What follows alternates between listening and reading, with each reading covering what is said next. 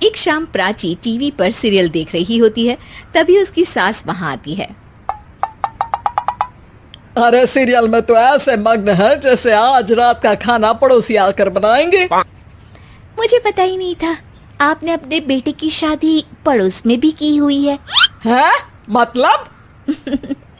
मतलब इस घर में सारा काम बहू ही करती है, आप तो सिर्फ खर्राटे मारती हैं। अच्छा जी, फिलहाल तो तुम आराम फरमा रही हो, चलो जाओ, ये मेरे टीवी देखने का समय है। आहा, इसीलिए मुझे भगाया जा रहा है। सॉरी, अब तो बिल्कुल नहीं जाऊंगी।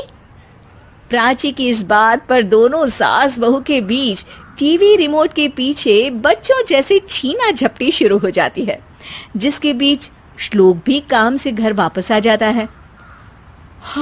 आज मेरी चूहे बिल्ली की जोड़ी किस बात पर झगड़ रही है? अरे तेरे बीवी मुझे टीवी ही नहीं देखने दे रही। अरे तुम्हारी मम्मी मुझे खाना बनाने के लिए फोर्स कर रही है। अरे वाह, ऐसे बेतुके रीजन पर तो बच्चे भी झगड़ा नहीं करते। अरे मुझे कुछ मत बोल, सब इसने ही शुरू किया है। हाँ हाँ, जैसे आप तो बहुत दूध की धूली है ना। अरे बस दोनों चुप। प्राची जाओ, खाने की तैयारी करो। और माँ तुम छोड़ो, तुम्हें क्या बोलूं, शांति से अपना सीरियल देखो, मुझे दोबारा लड़ने की आवाज सुनाई नहीं देनी चाहिए। ऐसा बोलकर श्लोक वहां से चला जाता है, जिसके पीछे पीछे प्राची भी कुछ न कुछ बड़बड़ाते हुए रसोई में चली जाती है। हाँ हाँ, सासू जी को तो कुछ बोलेंगे ही नहीं, बस मुझ पर ही हुक्म चलता है, खाना बनाओ, जैसे मैं इनके घर में खाना बनाने के लिए आई हूँ। इसी तरह शाम बीतती है और रात को श्लोक और प्राची की सास खाना खाकर सोने चले जाते हैं, लेकिन प्राची गुस्से में कुछ खाए बिना काम में ही लगी रहती है। इस घर में किसी को घंटा फिक्र नहीं पड़ता, मैं खाऊं या भूखी रहूं। प्राची कुछ देर के लिए रसोई से बाहर जाती है और जैसे ही वापस आती है तो वहां दूध का भरा ग्लास देखकर हैरान रह जाती है। फिक्र पूरी है, बस दिखाना नहीं है। प्राची दूध पीकर सोने चली जाती है और अगली सुबह एक बार फिर सास बहू का कार्टून नेटवर्क स्टार्ट हो जाता है। ये तुमने ही किया है। अरे अजीब जबरदस्ती है, मैं बोल रही हूँ मैंने कुछ नहीं किया। दोनों ने मिलकर पूरे घर को पागल खाना बनाया हुआ है। यहाँ कोई नॉर्मल इंसान तो रह ही नहीं सकता, इसीलिए अब पड़ोसी क्या रिश्तेदार भी घर आने से कतराते हैं। और सुन बेटे, तू भी चंगा, तेरी माँ भी चंगी, तेरी बीवी भी चंगी, रिश्तेदार।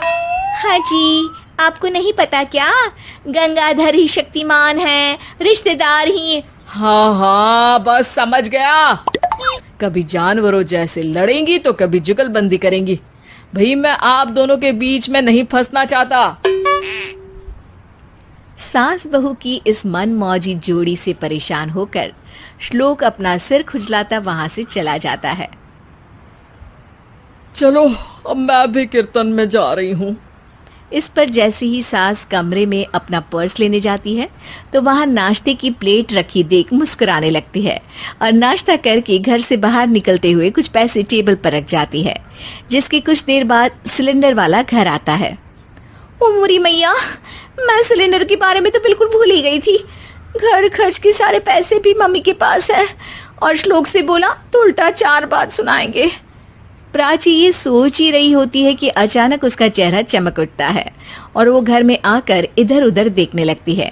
तभी उसकी नजर टेबल पर रखे पैसों पर पड़ती है, जिन्हें वो सिलेंडर वाले को दे देती है। ये सब श्लोक देख लेता है।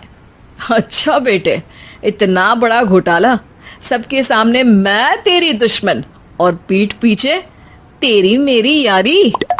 इस पर श्लोक एक प्लान बनाता है और शाम को सब एक साथ बैठे होने पर बोलने लगता है। माँ, तुम दोनों की बहुत लड़ाई होती है, इसलिए मैं सोच रहा हूँ कि प्राची को उसके घर छोड़ाऊं, इससे वो भी खुश रहेगी और तुम भी। अचानक श्लोक की ये बात सुनकर सास बहू शौक से उसकी तरफ देखती हैं।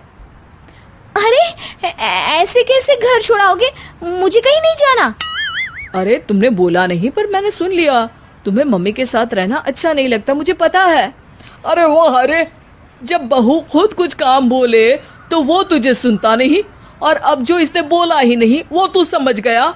जब उसे नहीं जाना तो फिर जबरदस्ती क्यों कर रहा है? अच्छा, फिर आपको मौसी के घर छोड़ाता हूँ, बस अब आप दोनों एक घर में एक छत के नीचे नहीं रह सकती। मैं इस टॉम एंड जेरी की जोड़ी को और नहीं झेल सकता। है?